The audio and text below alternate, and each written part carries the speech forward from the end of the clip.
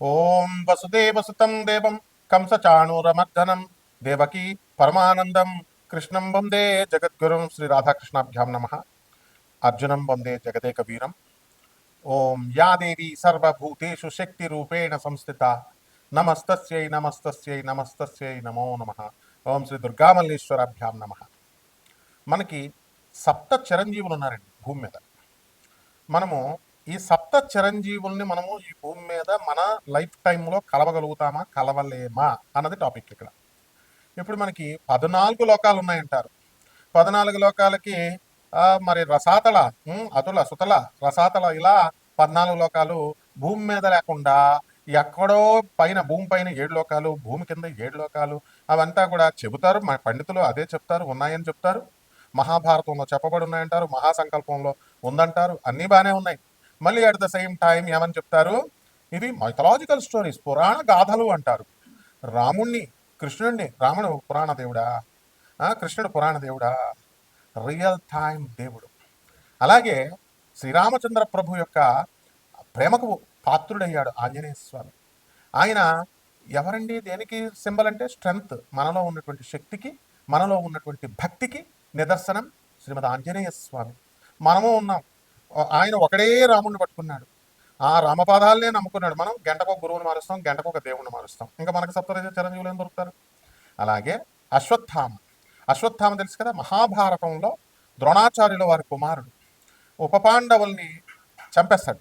మొత్తం నిద్రిస్తున్నటువంటి ఉపపాండవుల్ని చంపేస్తే శ్రీకృష్ణుడు ఎక్కడైనా ఏమని చెప్పిస్తాడు విచిత్రం ఇక్కడ అశ్వత్థామ విషయంలో, ఒరే నాయన నీకన్నీ రోగాలు వచ్చేయాలా, రోగాలంతా కూడా ఈ కుండ పెంకు ఉంటుంది కదా, తామర వస్తే ఇలా గీక్కుంటాం, సోరియాసిస్, తామర, ఇలాగా అలాంటి రోగాలు వచ్చేయాలా, చీము వచ్చేయాలి నీకు అని, నాకు చావు ఎందుకు అందరూ రాకూడదని కోరుకుంటాం కదా, నాకు చావు ఎందుకు రావడం లేదా అని నువ్వు బాధపడేలాగా ఇమ్మోర్టాలిటీ, నీకు శాశ్వతత్వాన్ని, నిత్యత్వాన్ని ఇచ్చేస్తున్నాను, కృష్ణ నన్ను చంపేసేయి అని చెప్పేసి, లేదా యమధర్మరాజా నన్ను మృత్యువుని అడుక్కుంటావు అని చెప్పి ఆయన ఒక సప్త చిరంజీవిని చేసేసాడు.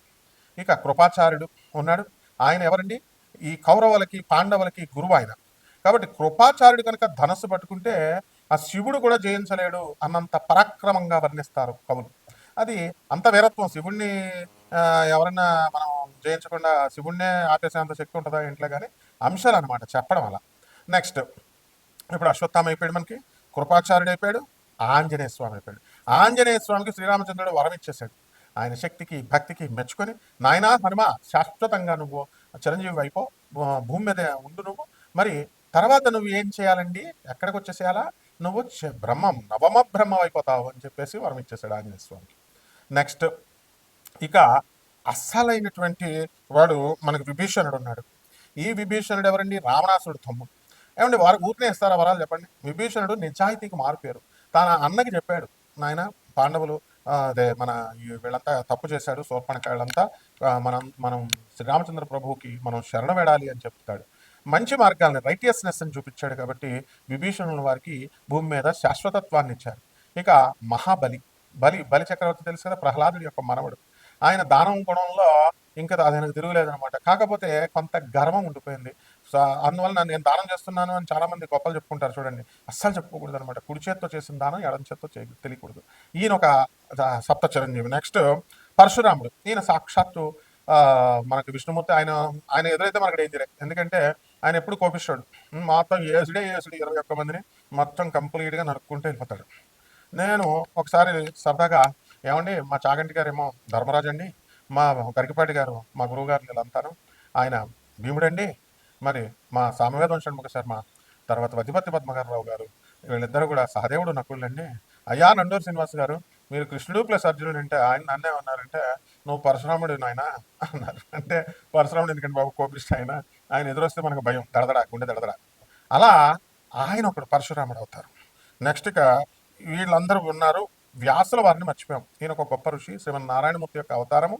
ఈయన ఏంటండి, ఈయన చక్కగా వేదాలను విభజించాడు, మహాభారతాన్ని రాశాడు. వ్యాసుల వారు ఇక్కడ భూమి మీదే ఉన్నారు, ఈ 7 భూమి మీదే ఉన్నారు. వీళ్ళ గురించి మనం ఎంత చెప్పినా తక్కువ.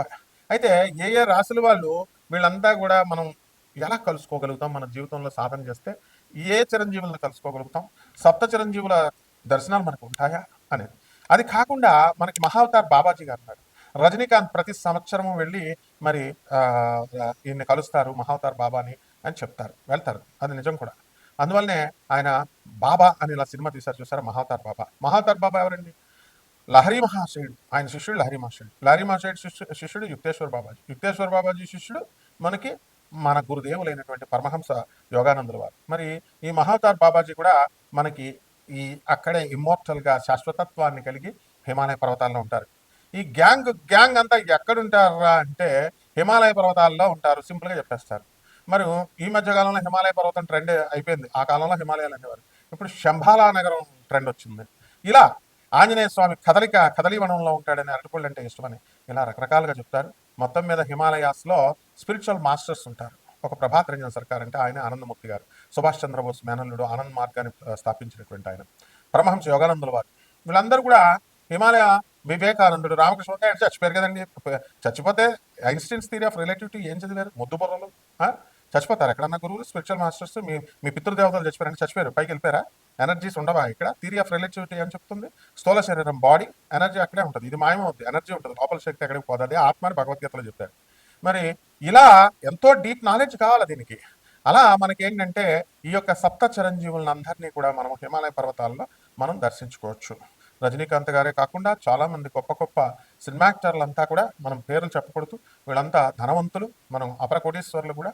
మహావతార్ బాబాని ఈ సప్త చిరంజీవుల వేటలో వీళ్ళంతా వెళ్తారు, దర్శనాలు చేసుకొని వస్తున్నారు. మరి అయితే ఏమండి శంబాలా నగరమే వెళ్ళిపోయారు, వాళ్ళే చెప్తారు 4th డైమెన్షన్లో చూడాలి. శంబాలా గ్రహంలో మానవులు ఎవరు వెళ్ళలేరు, మానవులు మాత్రం స్థూల శరీరంతో వెళ్ళలేరు, ఆత్మతో వెళ్ళిపోవాలా అంటే సూక్ష్మ శరీరంతో వెళ్ళిపోవాలా. ఇలా ఏమన్నా పరమహంస యోగానందుల వారు వీళ్ళు ఆయన ఆటోబయోగ్రఫీ ఆఫ్ యోగి పుస్తకంలో ఏమని రాస్తారు?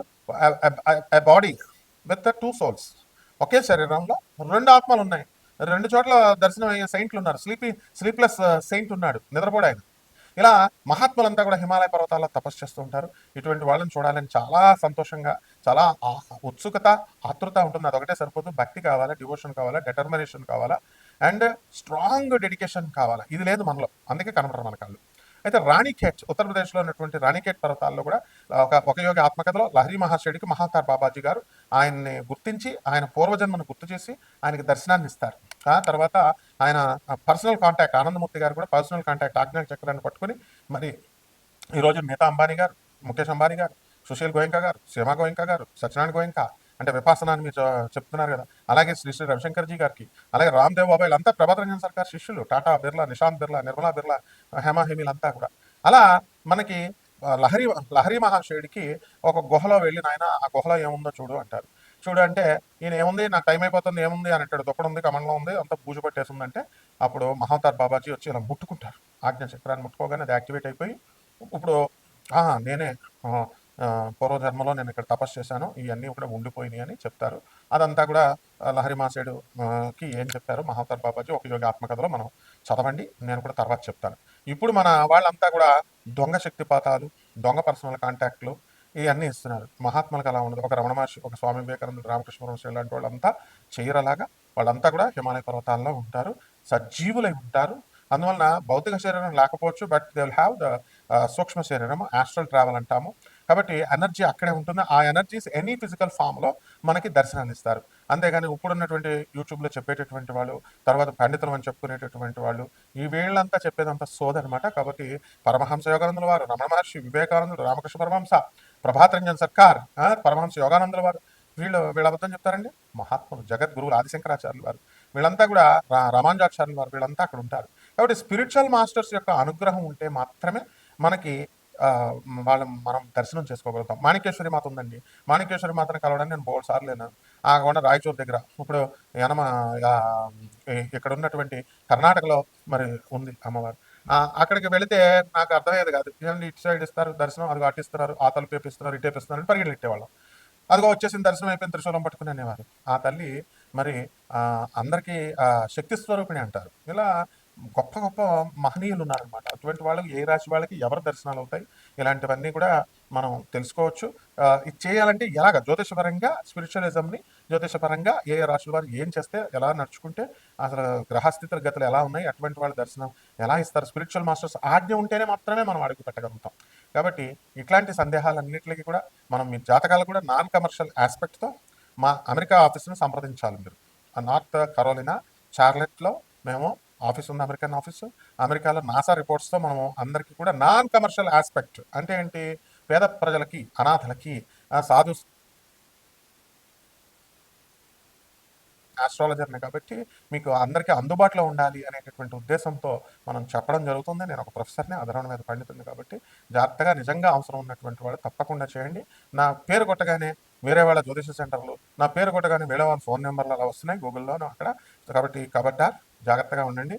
నన్నే డైరెక్ట్గా మా అమెరికన్ ఆఫీస్ మాత్రమే, ఓన్లీ వన్ రిజిస్టర్డ్ ఆఫీస్, అక్కడ కాంటాక్ట్ చేసుకుని నన్ను తప్పకుండా డబ్బులు అనేటటువంటిది ప్రాతిపదిక కాదు, అది పక్కన పడేసి అనాథల్ని, నిస్సహాయుల్ని, పేదవారిని, సాధువుల్ని వీళ్ళని దర్శించుకునే వాళ్ళకి సహాయం చేసుకుంటేనే మనకి ఈ యొక్క సప్త చిరంజీవులు దొరుకుతారు. ఏ ఏ రకంగా మనకి జాతకాలు ఎలా ఉన్నాయి, ఎలా దొరుకుతారు, వాటి పరిష్కార మార్గాలు ఏం చేసుకోవాలి మనం ఈ వీడియోలో చెప్పుకుందాం.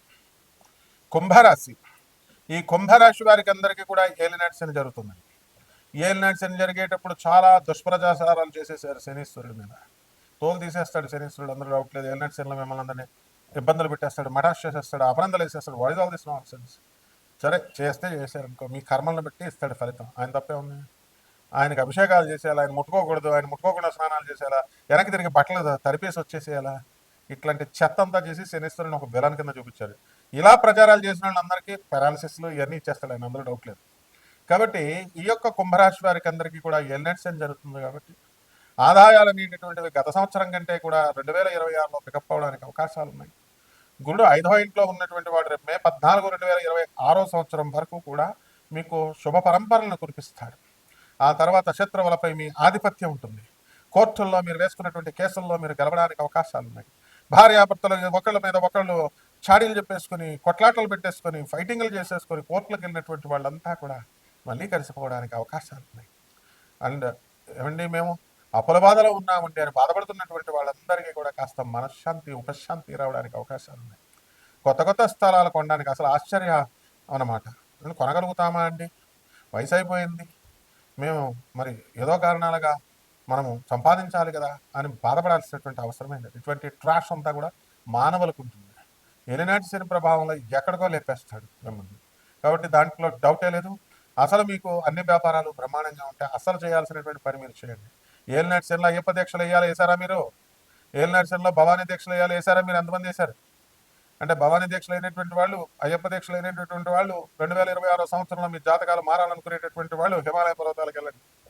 వెళ్ళేసి అక్కడ చక్కగా హిమాలయ పర్వతాలు అంటే మళ్ళీ ఈ బ్రోకరేజీలు చేసేటటువంటి వాళ్ళు ఎంత ప్యాకేజ్ అంత ప్యాకేజ్, బద్రీనాథ్ వెళ్తున్నాం, కేదార్నాథ్ తీసుకెళ్తాం, మానస సరోవరాలు తీసుకెళ్తున్నాం, బిజినెస్లు చేసేవాళ్ళ బస్సులు ఎక్కితే మీకు మహావతార్ బాబాజీ కనబడ్డాను. ఆయన కష్టపడి మీ అంతకు మీరు పరమ దీక్షతో, భక్తితో, డిటర్మినేషన్తో, డివోషన్తో స్ట్రాంగ్గా మీరు బాబాజీని ఆశ్రయించి మహావతార్ బాబాజీని శరణమయ్యారు. సప్త చిరంజీవుల్లో ఒకళ్ళైనటువంటి వాళ్ళు తప్పకుండా మీకు కృపాచార్యుడు కానీ, విభీషణుడు కానీ, ఆంజనేయ స్వామి వారు కానీ, బలిచక్రవర్తి కానీ, మన వ్యాసుల వారు కానీ, ఇలా సప్త చిరంజీవుల్లో ఒకళ్ళు ఖచ్చితంగా మీకు ఈ కుంభరాశి వారికి దర్శనం ఇవ్వడానికి అవకాశాలు ఉన్నాయి. మీ బాధలు పంతుళ్ళకి చెప్పుకోవడం, జ్యోతిషులకి చెప్పుకుంటే వాళ్ళ తామర అంటారు, వాడికి చేస్తే ఏమవుతుంది, మీకు కూడా తామర అనుకుంటాం. జోగి జోగి రాసుకుంటే ఏమవుతుంది, బూడిద రాలుతుంది. కాబట్టి వీళ్ళకి కాదు చెప్పుకోవాల్సింది, సప్త చిరంజీవులు వింటారు మనకలాకి. Contemporaries they are. మనము ఒకే భూమి మీద ఒకే సమయంలో గర్వపడాలి. మనం ఆంజనేయ స్వామి మనతో నివసిస్తున్నాడంటే ఎంత గర్వం అండి. విభీషణుడు మనతో ఉన్నాడండి అంటే ఎంత గర్వం అండి. మరి ఇటువంటి వాళ్ళని వదిలేసి పనికిమాలిన వాళ్ళని మీ బాధలు చెప్పుకుంటూ మీరు పనికిమాలిన వాళ్ళు అయిపోయి ఏంటి బాధలు మీకు? ట్రై చేయండి. ఖచ్చితంగా ఈ యొక్క 2026 సంవత్సరంలో సప్త చిరంజీవుల దర్శనం అవడానికి అవకాశాలు ఉన్నాయి. కాబట్టి ఏలినాటి శని జరుగుతుంది కాబట్టి శనిని మనం గౌరవించాలి. కాబట్టి శని జపం చేయండి, శని స్తోత్రాలు చదవండి, శనికి కిలోంపావు నల్ల నువ్వులు, నల్లని వస్త్రాన్ని పేద బ్రాహ్మణులకి శనివారం నాడు ఉదయం 8 గంటలకు దానం చేసుకోండి. దశ మహావిద్యల్లో ఒకటైనటువంటి మహాకాళి యొక్క ఉపాసన, యొక్క మంత్రానుష్ఠానం, యొక్క హోమము మీరు చక్కగా చేయాలి. శనీశ్వరుడి మీద బ్యాడ్ ప్రాపగాండా చేస్తే మీకు పక్షపాతం గ్యారెంటీ, అందులో డౌట్ లేదు. శనీశ్వరుని అండర్ ఎస్టిమేట్ చేయొద్దమ్మా. జగద్గురు ఆయన. శుభమస్తు.